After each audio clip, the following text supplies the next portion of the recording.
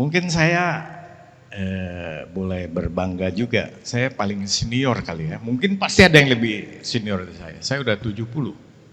Oh. Ya. Jadi berapa puluh tahun tapi di LA? Dan saya sudah tinggal di Jerman, Belanda, Aha. paling lama di Amerika. Cuman ketika saya pulang ke Indonesia tahun 81, saya bekerja di Citibank. Sampai 2012 ketika saya menjadi ahoker Jokower.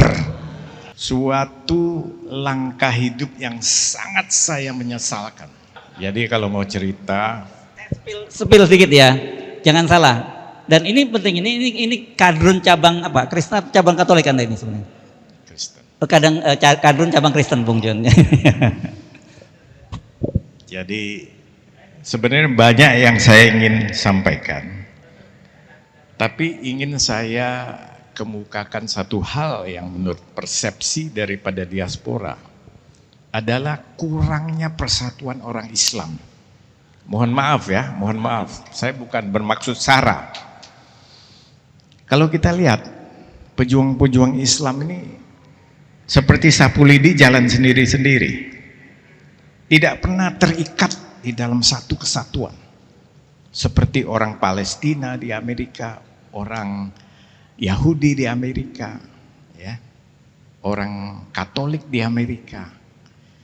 Ini negara, kalau kita biarkan seperti sekarang, this country will belong to the Chinese, for sure.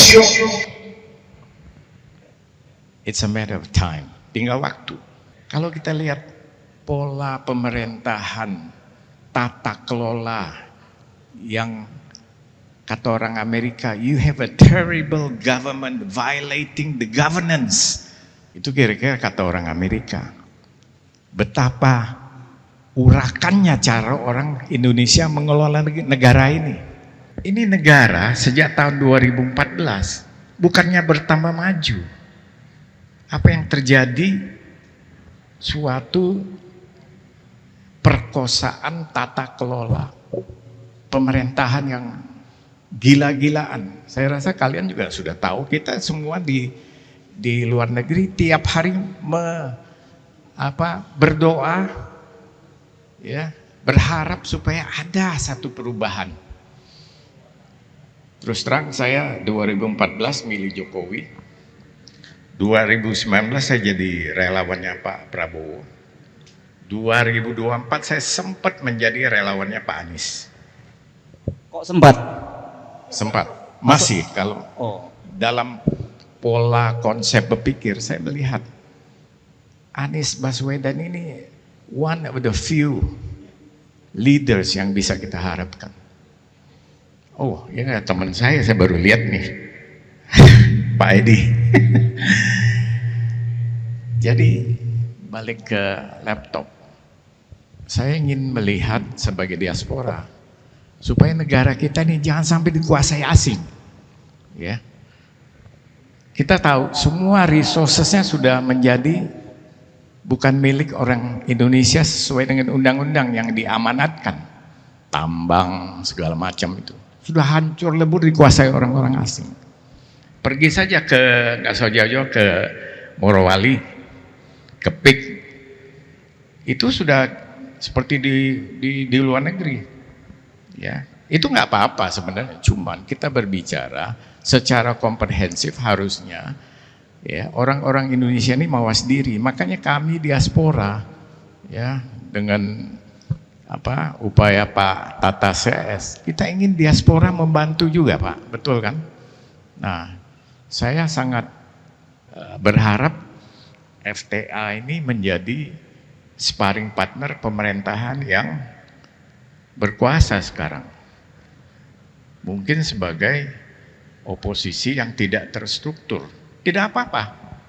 Selama kita bisa meng-guide, ya, para penguasa supaya mereka tetap berjalan di jalur yang benar.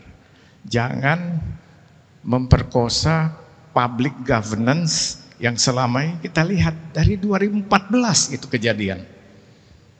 Masa sistem pemerintahan yang begini dibiarkan oleh masyarakat Muslim yang mayoritas di negara ini.